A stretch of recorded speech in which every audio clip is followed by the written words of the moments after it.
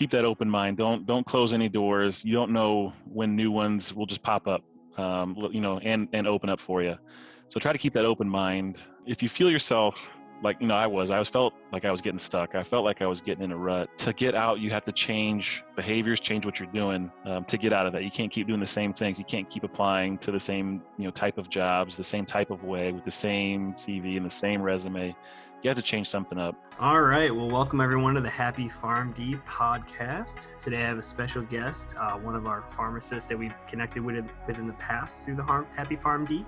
Today I have Matthew Pitlick welcoming into the podcast today to discuss about his career path. And currently he is a pharmacy manager at a healthcare facility. But yeah, let's go right ahead and jump in. Welcome, Matthew. Thank you so much for being here. Thanks for having me on, Chris. Happy to be here. Absolutely. And let's just kind of jump right in for everyone listening. If you could just give us a brief overview, where you're from, where you went to school, and rundown of your career path and where you are now. Sure, you bet. I grew up on a farm in eastern Iowa, just outside of Iowa City, and then went to pharmacy school at Drake University in Des Moines, Iowa. So I had to go the full hour and a half away to get away from my family to go to school. Which, going from the small town on the farms, going to the big city in Des Moines, and, did my time at school and then decided to pursue residency and was lucky enough to get my residency at the VA, St. Louis healthcare system, down in St. Louis. Went down there with my wife, met her at school. And so we went down together. And from there, after PGY1, I was lucky to start as a faculty member at St. Louis College of Pharmacy. And did that for a number of years. I was a pharmacy practice faculty member, and my practice site was at the VA in primary care, and did some wonderful things there. A lot of great, patient care involvement, and was kind of on this academic administration path. And then, both my wife and I, we started our family. We got the itch to kind of move back home. Closer to home. My mother ended up getting sick with cancer when we were down there. So, it ended up being a good time to really think about moving home when we had 3 young kids. And so my wife was lucky enough, she got a position back at Drake, and I had to find something to do as we moved back up. And I got to work for a MTM consulting company for a little while, kind of a brand new startup, and we developed some clinical services, not only just MTM, but chronic care management, worked into some transitional care management, which was really cool at the time. And then kind of long term, I started thinking about things that I wanted to do and, where I wanted to take my career, and ended up doing a fellowship with the Iowa Pharmacy Association, which was a fairly unique thing at the time, still is unique, but growing area. And that opened up so many doors and so many opportunities. From there, I worked with a group called the Iowa Healthcare Collaborative, and they are a quality management organization, do a lot of quality improvement, helping hospitals and clinics meet quality measures, that sort of stuff. They are heavily funded by CMS, and unfortunately some of that funding dried up right around February of last year, and I was let go at the time. So like a lot of folks, pandemic time, lost the position, didn't quite know what to do, and kind of fell back in this hole of what do I do. But right, 3 young kids too, so it's kind of blessing in disguise. I got to homeschool those kids for a little bit.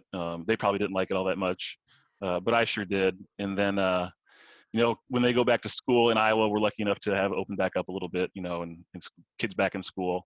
And I needed to find something to do then, and then started pursuing opportunities, and been in my current role as pharmacy manager at a medical center, in a suburban medical center, and some rural affiliate hospitals, critical access hospitals, as well for the past 4 months or so. Very cool, very cool. So you've done a little bit of everything, and I've dabbled in a few different areas, including teaching as well, or homeschooling. So yes. I'd say everywhere my career has taken me, teaching and education is like the constant thing that I've done.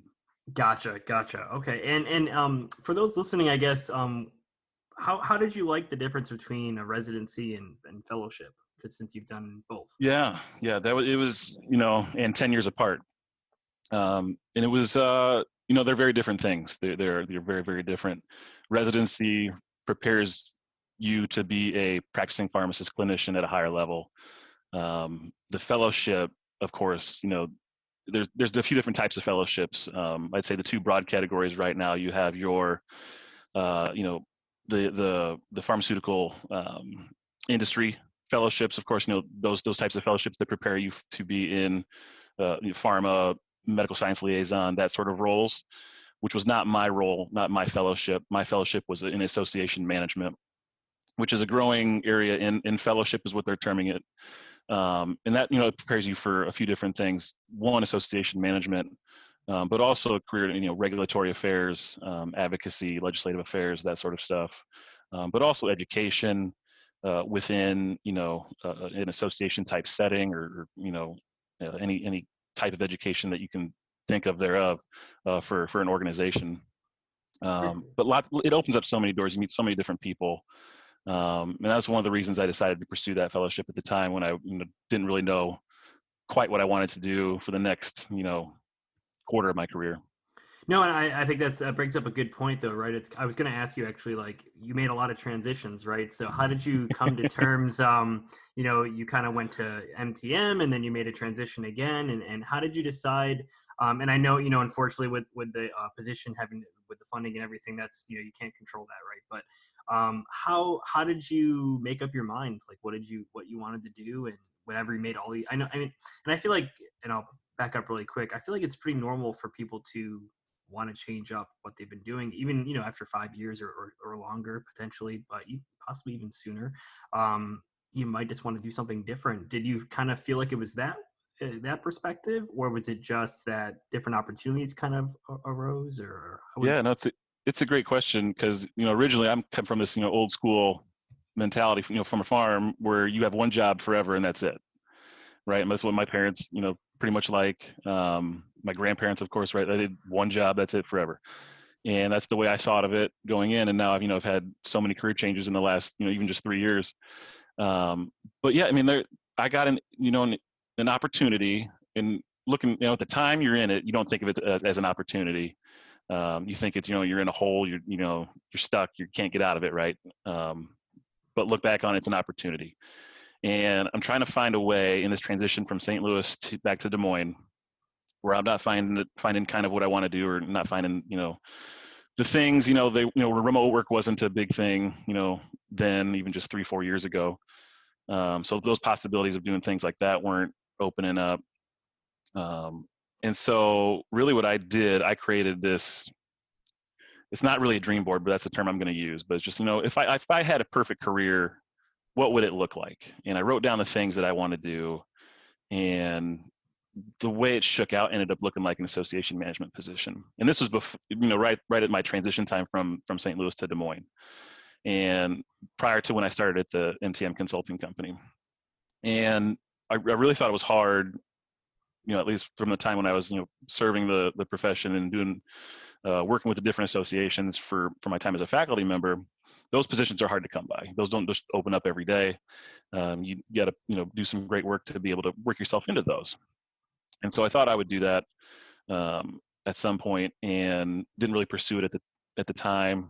I had a great friend who started this consulting company, and he's like, just, he lived in Des Moines. When you come home, work for me for a little while till you get your feet and figure out what you want to do. And so he kind of understood, I wasn't really doing what I wanted to do, but work for me, we'll get you on your feet. And so I have, great friends, great network that I was able to lean on, kind of during my struggle in finding what I wanted to do.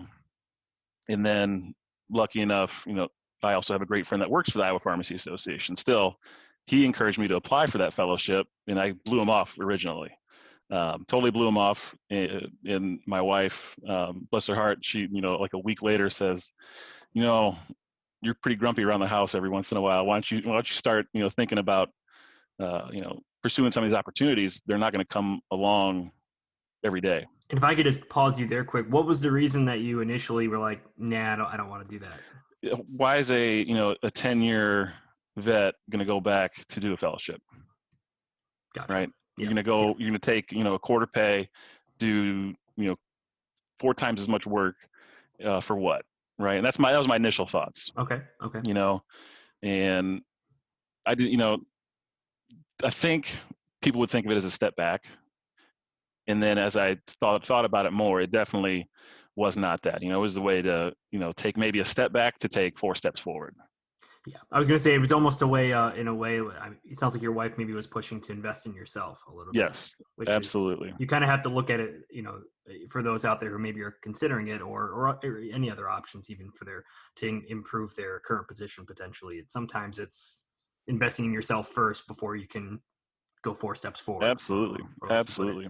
And then the way I thought of it too, I almost thought of it as kind of a sabbatical type of year. Um, to do some things that I wanted to do and think about and pursue, um, and really open those doors to different areas that otherwise wouldn't have been. And how was that? So I know you were kind of being an associate professor for a while. You were Hmm. in that in the academia realm for a Oh while, yeah, but then but not a student, right? And then 10 years after school or a little longer, then you go back and essentially become a student again. How was that for you? Was it a little weird at first, or did you kind of adjust pretty quickly, or? I was lucky. I adjusted pretty quickly. I really went in with the mindset that I'm gonna work as hard as I can for a year. That's how long that fellowship was. I'm gonna learn for a year. You know, nose down, ears open, eyes open, and really try to be, soak it all in as much as possible. The nice thing though was too, especially for me, and I think other folks who in my position, who have experience go back to do a fellowship, they leaned on me and my experience for them to do some different things too. I had an educational background. A lot of what I did was education.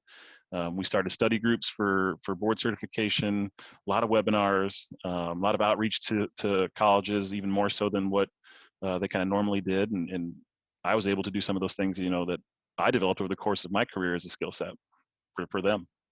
No, that's awesome, and you've kind of alluded to it a few times here, and I think it's important for the listeners too, especially trying to make transitions into career paths, or even just I like the vision board idea that you essentially did with kind of just figuring out what Hmm. would be good, what would fit me well, right? What exactly do I want to do for the next quarter of my career, or in general? But yeah, like how big of a factor was networking? And you alluded to it a little bit already. How much would you say that helped and made a big difference? Every single job that I've had since I've moved back from St. Louis to Des Moines has been because of my network. Every single one. The MTM position that I was able to do. That was a great friend, helping me out when I needed him. The pharmacy association position, great friend, still there, encouraged me to apply. Didn't necessarily get it because of him, right? He actually recused himself from all the application process and hiring process. And then the next position at the Healthcare Collaborative, kind of a direct result from that network. I actually cold emailed their CEO to get that position, but because of the network I developed, that was an opportunity, and it wasn't just kind of cold out of the blue. There was some connection there. And actually, the position I'm in now as pharmacy manager, there were at this particular hospital there were 2 positions open when I applied. I applied for the other one and not the one I'm in now. The hiring manager, my boss, calls me up, says you should apply for the other one as well. Just make better odds for you. So go ahead and do that. Even though I didn't think I'd fit the particular role very well, considering I hadn't been in a hospital pharmacy in 10 years. Yeah. So everything that has come my way the last 3 years has been because of my network.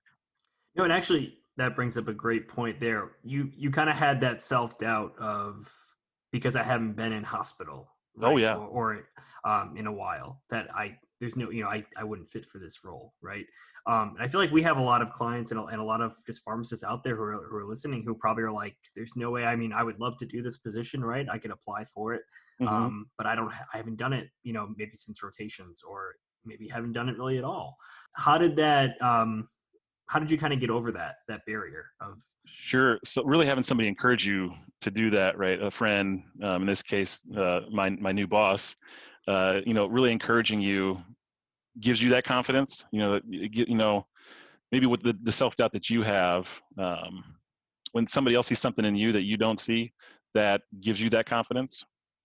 If that makes sense, No, that really helped. That really helped absolutely. out in that. Yeah. And then you kind of think about, all right, why does this person think of me that I can do that? And then you kind of go back through your head. And this is what I went back through my head and what I've done. Okay, this is really applicable to what they're looking for.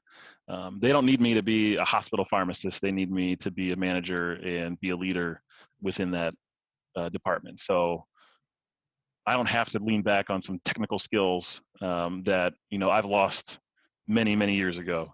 But the leadership skills and the management skills that I've learned and continue to refine, that's what I'm leaning on and what's needed.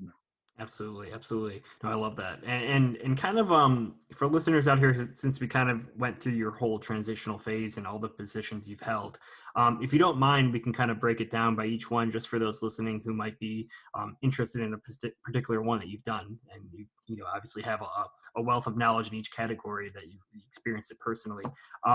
Let's walk through quickly each transition you made. So when you graduated, you went right into academia. Is that correct? Or Residency first. Residency. Okay. Yep. Okay. So PGY1 only, and then into academia right after that.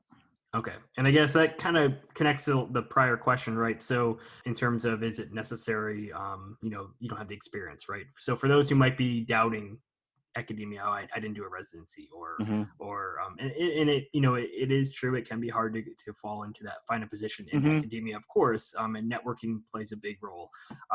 But how did you feel the PGY1 made a big difference for you to get into that role, or? Yes, absolutely. So my residency, the things fall in line as you look at things, right? My residency is where my practice site was my residency site when I was an academic. And the sole reason I was there is because when I was this was the December, January of my residency, so kind of midpoint of my residency, there were 3 faculty members at that particular college that left to go to other positions at my practice site. And so things opened up. It's right there for me.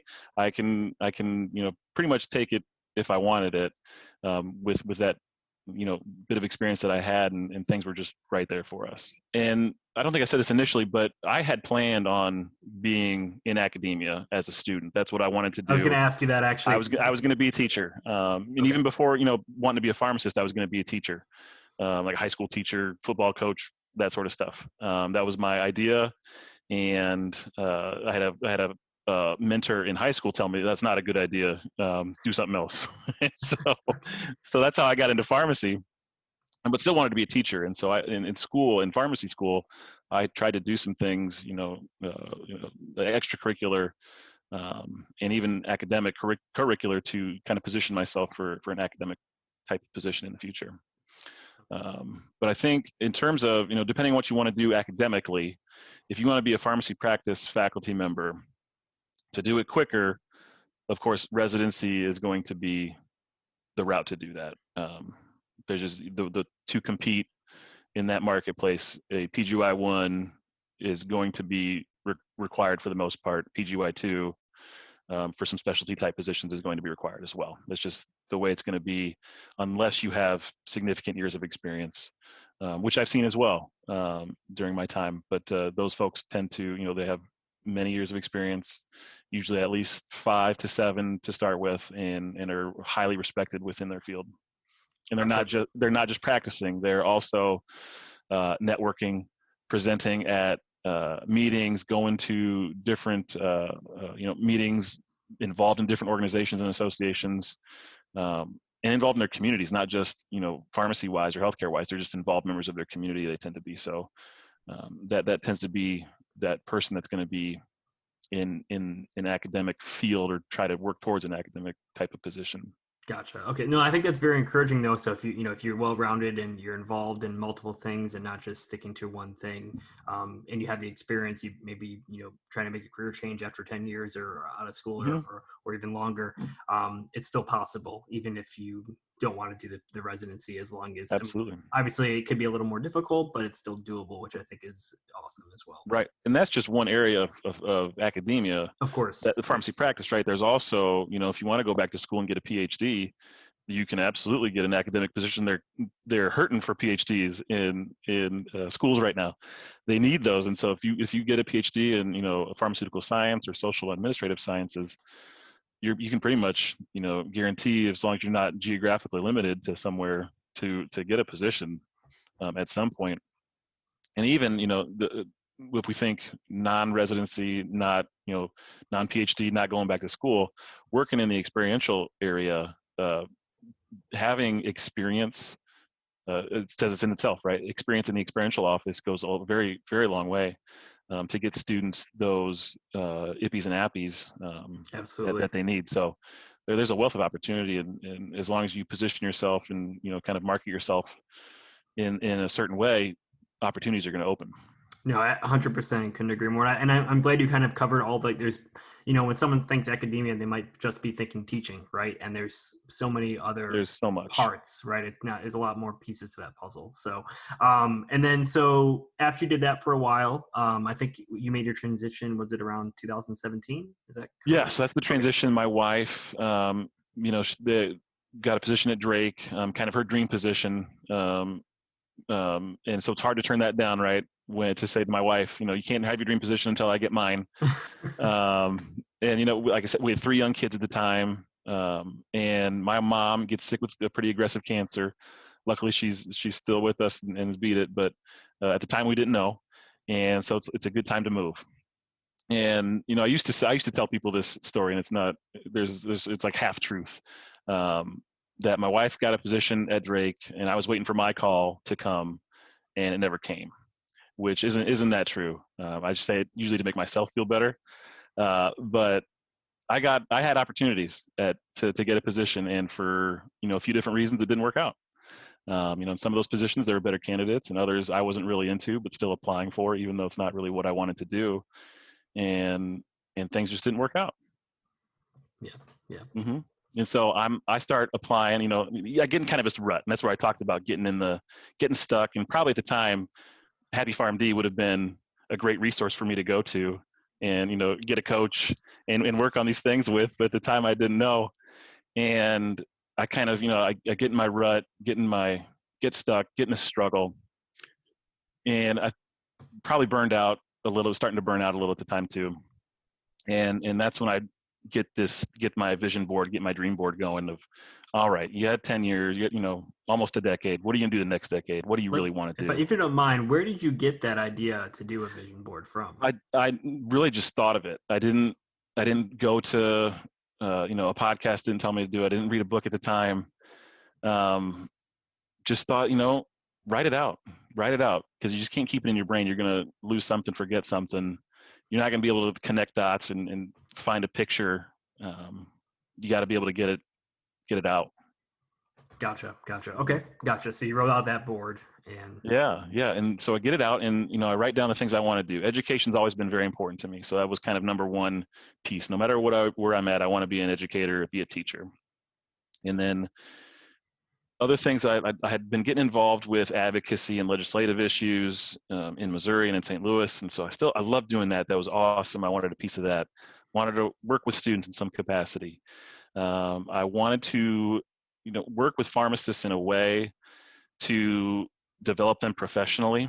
I really had gotten into faculty development, and this is kind of how I got my first start with Jackie Boyle, who's with Happy PharmD. Was with faculty development and really faculty development mentoring.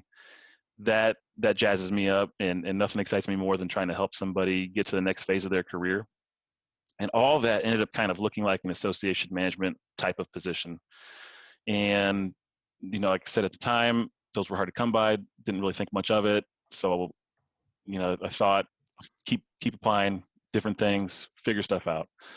And I apply for maybe 30 jobs in 6 months. Wow. Okay. Or so, right? And I interviewed I get a lot of interviews. I interviewed half of them, and none of it works out. It's not really what I want to do, or it's one's in Omaha, so I'm gonna have to drive 4 hours a day. Yeah. If I want to, my wife and kids probably wouldn't be too happy with me for that. If there's if there's a snowstorm like there is, this weekend where there's 16 inches of snow dropped on you, not good. And so that's when I talked with my friend who started the MTM consulting company. Just says, hey, why don't you come work for me? We talked about it before because we kept in contact. He had great ideas, always been of an entrepreneur kind of guy, and he jumped in both feet. He's up to his neck in all things entrepreneurship for what he's doing, and I helped him out with starting that bit of piece, and we developed some really cool clinical services, really cool stuff with students. Started a nappy rotation and a lot of cool stuff there. But like I said, he knew starting in that that's not what I wanted to do long term. But looking back on that, I think that was one of the coolest things that I've done, because that was that initial, what's going on right now with digital health, telehealth. Mm-hmm. That was my first taste of that, and that is so interesting. And I think that's where so many jobs are going to be in the near future. Absolutely. Yep. For all these pieces, and that piece was so cool to get involved in. And I don't think I definitely know I didn't appreciate it as much as I should have at the time. But that was so interesting in how we did that, and that's something, even if you do that consultant type of work, right? That's not full time. It's just on a consultant basis. That's so cool to get into, and if it's something that somebody's interested in, that's a neat way to try to transition yourself to a different career path. So if you're a hospital pharmacist and you kind of want to get to do something different, doing a consultant a consultant type of work from, you're gonna have to put in some time after work or on weekends, a little late at night, to call patients and do those consultant type of work, but that can transition you into something really neat down the future.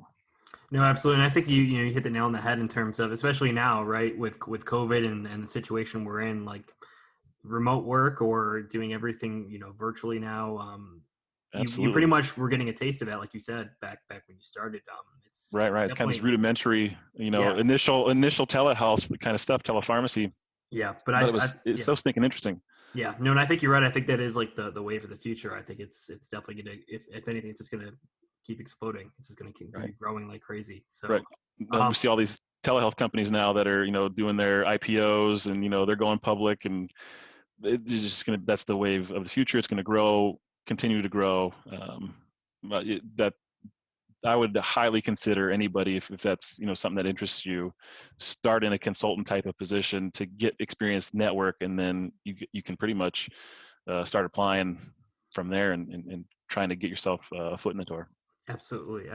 And then you transitioned to the fellowship, or was that to the fellowship? Yeah, okay. To the fellowship. And so this is kind of that come to Jesus moment, where it's like, if I'm not really finding what I want to do, how am I going to actually get to be able to do that? And my wife and I are hosting a party for our friends that still live in Des Moines, and we just moved back. And my good friend that works at the Pharmacy Association, he's there, and he says, how's your career going? And whatnot. We start talking. He's not really doing what I want to be doing, so trying to find something. He's like, you should do the fellowship or apply for the fellowship at the Pharmacy Association. And that's when I said, I don't think that's for me. I'm not going backwards in my career. I've been on a good path. I've been, a good steward, a good pharmacist. I'm going to keep going on this upward trajectory of my career. And that's when I blew him off. Like a week later after that, like I said, my wife, I overheard you guys talking. You should probably think about doing that. And so my wife and I talked a little bit more, and you know what? She didn't really convince me, but it's what she did, to look at it in a different light. And at the time I'm probably getting a little depressed from not getting the things that I want to be doing. Feeling a little resentful of things, since we moved back. We're a year since moving back, and I'm still not finding what I want to do. And just being open to ideas, I think, was something I wasn't doing. And with that conversation that I had with my friend and my wife, really, I needed to open my mind to different things. And I hadn't looked back at that dream board in a while, go back to it.